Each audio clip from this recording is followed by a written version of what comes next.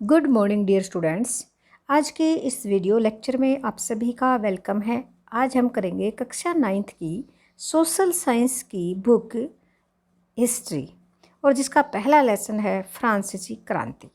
फ्रांसीसी क्रांति कब हुई, इसके बारे में हम विस्तार से चर्चा करेंगे। देखो बच्चों, सबसे पहले हम करेंगे छोटे क्वेश्चन आंसर। तो सबसे पहला क्वेश्चन हमारे पास है, देखो ये जो इतिहास की जो बुक है इसका नाम है भारत और समकालीन विश्व 1, और इसका पहला लेसन है फ्रांसीसी क्रांति।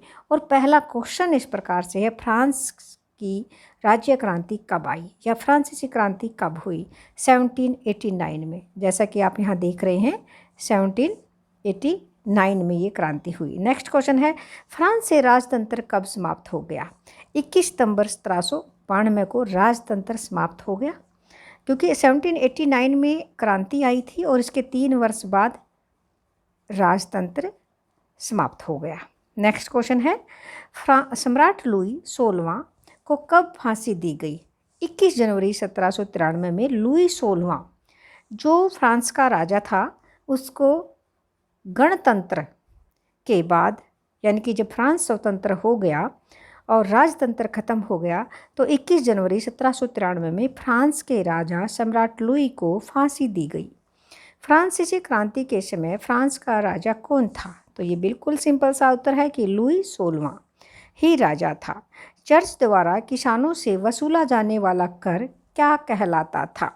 टाइद। क्या कहलाता था? टाइद। नेक्स्ट क्वेश्चन है, अमेरिका में स्थित 13 ब्रिटिश उपनिवेशों ने खुद को कब स्वतंत्र घोषित कर दिया? 14 जुलाई 1776 में। देखो बच्चों, ये उपनिवेश क्या होते हैं इसके बारे में आपको क्लियर करेंगे। देखो बच्चों, जब कोई शक्तिशाली देश किसी दूसरे देश पर, किसी कमज़ोर देश पर कब्जा कर लेता है और उसका शोषण करता है, तो उसको हम कहेंगे उसने उसको उपनिवेश बना दिया, अपनी कॉलोनी बना दिया।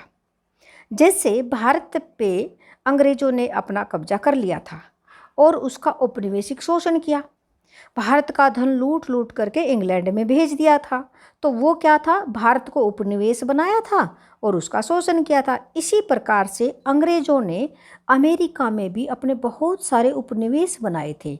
तो जो 13 ब्रिटिश उपनिवेश थे उन्होंने अपने आप को कब स्वतंत्र घोषित किया? जैसे भारत 15 अगस्त 1947 में आज़ाद हो गया था, स्वतंत्र हो गया था, इसी प्रकार से अमेरिका में जो 13 ब्रिटिश उपनिवेश थे उन्होंने कब स्वतंत्र घोषित किया? तो 14 जुलाई 1776 में। सही आंसर। नेक्स्ट क्वेश्चन है, टू ट्रिलॉजीज ऑफ गवर्नमेंट की रचना किसने की? जॉन लोक ने। जॉन लोक ने उसकी रचना की। नेक्स्ट क्वेश्चन है, सामाजिक अनुबंध के लेखक का नाम बताओ। सामाजिक अनुबंध, तो उसका नाम था रूसो। क्या नाम था बच्चों? रूसो। नेक्स्ट क्वेश्चन है, 20 जून 1789 को तीसरे स्टेट के प्रतिनिधि नेशनल असेंबली का गठन करने के लिए किसे कोर्ट में जमा किया गया? दोबारा से देखेंगे, 20 जून 1789 को, यानी कि 1789 को तीसरे स्टेट के प्रतिनिधि नेशनल असेंबली का गठन करने के लिए किसे कोर्ट में जमा किया गया? टेनिस। इसका उत्तर क्या है? टेनिस। नेक्स्ट क्वेश्चन है 10th, फ्रांस में नेशनल असेंबली का गठन कब हुआ? 26 जून 1789 को।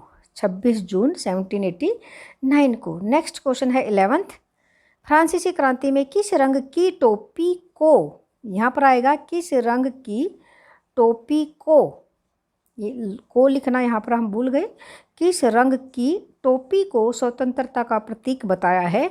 तो ये बहुत ही आसान है, लाल रंग की टोपी को। सभी बच्चे याद करेंगे कि लाल रंग की टोपी को, जैसे हमारे देश की स्वतंत्रता का प्रतीक तिरंगा है ना, इसी तरह से वहाँ पर फ्रांस में फ्रांसीसी क्रांति में किस रंग की टोपी को स्वतंत्रता का प्रतीक बताया था? तो लाल रंग की टोपी को। नेक्स्ट क्वेश्चन है, क्रांति के बाद फ्रांस की राजसत्ता किस वर्ग के हाथों में गई? क्रांति के बाद फ्रांस की जो राजसत्ता है वह किस वर्ग के हाथों में गई? जैकोबिन वर्ग के हाथों में गई बच्चों। नेक्स्ट क्वेश्चन है, किस तिथि को फ्रांस ने नए गणतंत्र की घोषणा की? 21 सितंबर 1792 को। देखो बच्चों, 21 सितंबर 1792 को, एक बार हम पीछे चलेंगे और दिखाएंगे ये जो क्वेश्चन है। देखिएगा, फ्रांस से राजतंत्र कब समाप्त हुआ? 21 सितंबर 1792 को। राजतंत्र 21 सितंबर 1792 को। दूसरा जो क्वेश्चन है आप वो देखो, 1792 को राजतंत्र समाप्त हुआ। और अब हमारा जो अगला क्वेश्चन है वो क्या है? अगला जो क्वेश्चन था हमारा, किस स्थिति को फ्रांस ने नए गणतंत्र की घोषणा?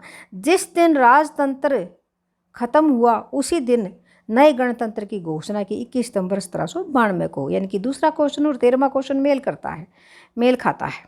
क्लियर हो गया? नेक्स्ट है, फ्रांस में किस युग को आतंक के युग से जाना जाता था? 1793-94 के युग को। नेक्स्ट क्वेश्चन है, रोबेस्पियर को फांसी कब हुई? जुलाई 1794 में हुई। नेक्स्ट क्वेश्चन है, जैकोबिन सरकार के पतन के बाद सरकार किसके हाथों में गई? सत्ता मध्यम वर्ग के संपन्न तबके के हाथों में आ गई। किसके हाथों में आ गई? मध्यम वर्ग के संपन्न तबके के हाथों में आ गई। नेक्स्ट क्वेश्चन है 17, फ्रांस ने सन 1791 के संविधान में 1791 के संविधान में महिलाओं को कौन सा दर्जा दिया? फ्रांस में 1791 के संविधान में महिलाओं को कौन सा दर्जा दिया गया? तो यहाँ पर महिलाओं को निष्क्रिय नागरिक का दर्जा दिया गया। कौन से नागरिक का? निष्क्रिय नागरिक का दर्जा दिया गया। नेक्स्ट क्वेश्चन है 18 बच्चों, फ्रांस में सन 1791 का महिला एवं नागरिक घोषणा पत्र किसके द्वारा तैयार किया गया? ओलंप दे गूज के द्वारा। बहुत इंपॉर्टेंट क्वेश्चन है ये। ओलंप दे गूज के द्वारा तैयार किया गया। 18th क्वेश्चन हमारे हो चुके हैं। अब है 19th क्वेश्चन, फ्रांसीसी क्रांति में सबसे ज़्यादा कौन प्रभावित हुआ? फ्रांसीसी क्रांति से, भाई जो फ्रांस में जो क्रांति आई थी उससे सबसे ज़्यादा कौन प्रभावित हुआ? राजा राम मोहन राय। जो राजा राम मोहन राय जो भारतीय थे, उनसे वो सबसे ज़्यादा फ्रांसीसी क्रांति से प्रभावित हुए। नेपोलियन की यूरोप को क्या देन थी? देखो बच्चों, क्वेश्चन है, नेपोलियन की यूरोप को क्या देन थी? नेपोलियन ने यूरोप को दशमलव पद्धति पर आधारित नाप तोल की एक समान प्रणाली दी थी। देखो दोबारा से देखेंगे, नेपोलियन की यूरोप को क्या देन थी? नेपोलियन ने दशमलव पद्धति पर आधारित नाप तोल की एक समान प्रणाली दी थी। यानी कि नाप तोल की जो प्रणाली थी वो किसने दी थी? नेपोलियन ने यूरोप को। फ्रांस के राष्ट्रगान का क्या नाम था? फ्रांस का जो राष्ट्रगान है उसका क्या नाम था? आंसर है मार्सिले। क्या नाम था? मार्सिले। नेक्स्ट क्वेश्चन 22वां प्रश्न है हमारे सामने बच्चों, महिलाओं का कौन सा क्लब सबसे मशहूर था? महिलाओं का कौन सा क्लब सबसे मशहूर था? तो the society of revolutionary and Republican women club, उस क्लब का नाम है द सोसाइटी ऑफ रिवोल्यूशनरी। आपने ऐसे ही ध्यान देना है, the society of revolutionary and Republican women club, ये फेमस था। जैकोबिन को किस नाम से जाना गया? जैकोबिन को किस नाम से जाना गया? सोकुलात के नाम से जाना गया। किसके नाम से? सोकुलात के नाम से जाना गया। नेक्स्ट क्वेश्चन है, नेपोलियन की कब तथा किस स्थान पर हार हुई? कहाँ पर हार हुई? 1815 में वाटरलू के स्थान पर नेपोलियन की हार हुई। एक स्थान का नाम है वाटरलू, 1815 में। स्टेट्स जनरल की अंतिम बैठक कब हुई? स्टेट जनरल की अंतिम बैठक कब हुई? 1614 में। कब हुई बच्चों? 1614 में है। तो ये थे हमारे 25 क्वेश्चन हैं बच्चों। ये छोटे प्रश्न हैं और इसके साथ अब हम करेंगे दीर्घ उत्तरात्मक प्रश्न, यानी कि जो बड़े प्रश्न हैं वो भी हम कुछ करेंगे ताकि आपको बिल्कुल क्लियर हो जाए। पहला क्वेश्चन हमारे पास है, फ्रांस की क्रांति की शुरुआत किन परिस्थितियों में हुई? देखो बच्चों, फ्रांस की क्रांति की शुरुआत किन परिस्थितियों में हुई? 18वीं शताब्दी में फ्रांस में निरंकुश शासकों का शासन था। देखो बच्चों, निरंकुश शासक क्या होते हैं? जिन पर किसी प्रकार का कोई अंकुश ना हो, कोई कोई भी अंकुश ना हो, जिस पर कोई रोक टोक ना हो, जो किसी का कहना ना मानता हो, तो उसको बोलते हैं निरंकुश शासक। तो 18वीं शताब्दी में फ्रांस में निरंकुश शासकों का शासन था। इस शासन में सामंतों और पादरियों को विशेष अधिकार प्राप्त थे। 1774 ईस्वी में बूर्बो राजवंश का लुई 16वां फ्रांस का शासक बना। देखो, राजवंश का नाम था बूर्बो और जो लुई 16वां था वो फ्रांस का शासक बना। देखो, उनका जो विवाह था वो ऑस्ट्रिया की राजकुमारी मेरी एंटोइनस से हुआ। उसका नाम था राजकुमारी का मेरी एंटोइनस से हुआ। जैसे ही वह गद्दी पर बैठा, उसने अपना राजकोष या खजाना खाली पाया, क्योंकि जब उसने राज संभाला तो उसने देखा कि उसके खजाने में कुछ भी नहीं था। लंबे समय तक चले युद्धों के कारण फ्रांस के वित्तीय संसाधन नष्ट हो गए थे और उनका खजाना खाली हो गया था। फिर क्या हुआ? देखो बच्चों, अब राजा ने लोगों पर नए कर लगाने का प्रयत्न किया। राजा ने सोचा कि कर लगाऊंगा और पैसे वसूल लूंगा और अपने खजाने को भर दूंगा। लोगों द्वारा खरीदे गए नमक और तंबाकू पर भी कर लगा दिया। यानी कि देखो, एक छोटी सी चीज़ होती है नमक और तंबाकू, बहुत ज़रूरी हैं लोगों के लिए। नमक पर भी कर लगा दिया, जिससे लोगों में आक्रोश, गुस्सा बढ़ गया और फ्रांस में क्रांति आ गई। जिसको हमने पहले क्वेश्चन में पढ़ा था ना कि फ्रांसीसी क्रांति कब आई थी? 1789 में क्रांति आ गई। नेक्स्ट क्वेश्चन है बच्चों, जो क्रांति आई थी उसके क्या कारण हैं? दूसरा क्वेश्चन है, फ्रांसीसी क्रांति के क्या कारण थे? क्यों क्रांति आई 1789 में?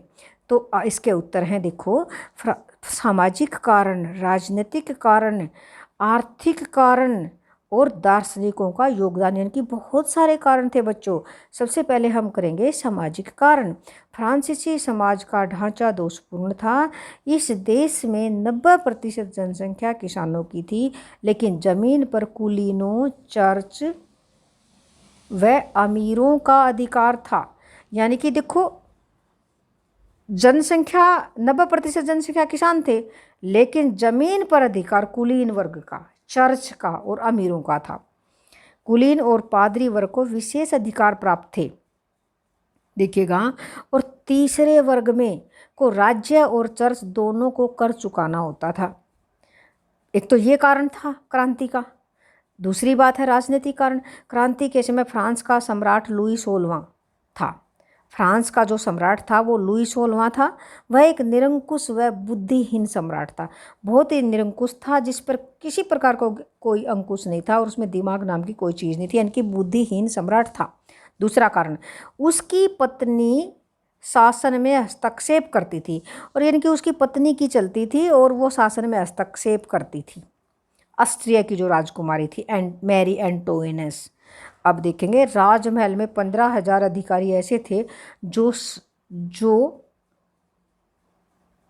जो राजा व रानी की जी हजूरी करते थे। यानी कि 15,000 अधिकारी, 1500 नहीं 15,000, मतलब इतने सारे अधिकारी थे जो राजा और रानी की जी हजूरी करते थे, मतलब राजा और रानी की ही नौकरी करते थे। ये तो था राजनीतिक कारण। इसलिए लोगों ने सोचा रे खामखा का पैसा बर्बाद कर रहे हैं, और लोगों ने क्रांति शुरू कर दी। तीसरा कारण था आर्थिक कारण।